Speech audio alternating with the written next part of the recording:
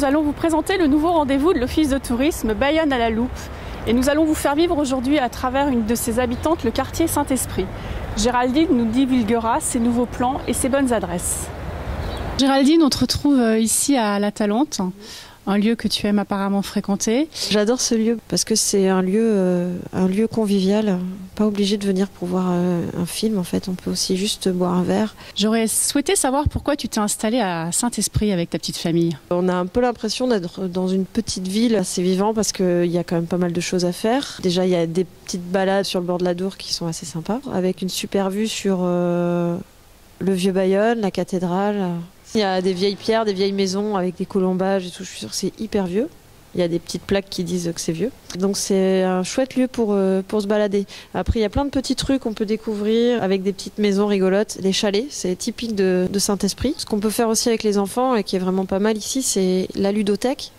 Et il y a l'association Libre Plume qui organise les soirées pyjama. C'est une soirée lecture en fait. Géraldine, quels sont tes coups de cœur du quartier? Space Junk, parce que c'est une galerie qui a toujours des expos assez sympas à visiter. La boucherie Bidegain. La spécialité maison chez Bidegain? Le boudin, c'est hyper bon. J'adore ça. L'atelier du chocolat, c'est là que je vais acheter un bouquet de chocolat dès qu'il y a un anniversaire, une fête. Le restaurant Quai Bergeret, c'est ma cantine.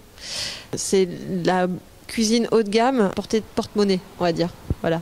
Et ça, je trouve ça génial. En bonne spiritaine d'adoption que tu es depuis 6 ans, donne l'envie aux touristes qui vont traverser Bayonne de venir visiter Saint-Esprit.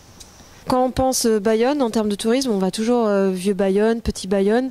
Et je crois qu'il ne faut vraiment pas oublier Saint-Esprit parce que c'est déjà un quartier où il faut traverser la Dour sur le pont Saint-Esprit, qui est un pont magnifique, pour découvrir ce quartier. Et je trouve que rien que ça, déjà, ça vaut le coup. Et c'est un quartier typique. C'est pas forcément un quartier où on va acheter des souvenirs, les cartes postales et tout ça, mais c'est un quartier à découvrir parce qu'il y a vraiment plein de choses à voir et qu'on va pas retrouver de l'autre côté de Bayonne. Voilà. N'hésitez pas à traverser le pont Saint-Esprit afin de vous rendre dans ce quartier qui a contribué largement à l'histoire de Bayonne. Vous souhaitez en savoir plus sur ce quartier? Profitez des visites guidées de l'Office de tourisme de Bayonne. Connectez-vous sur bayonne-tourisme.com.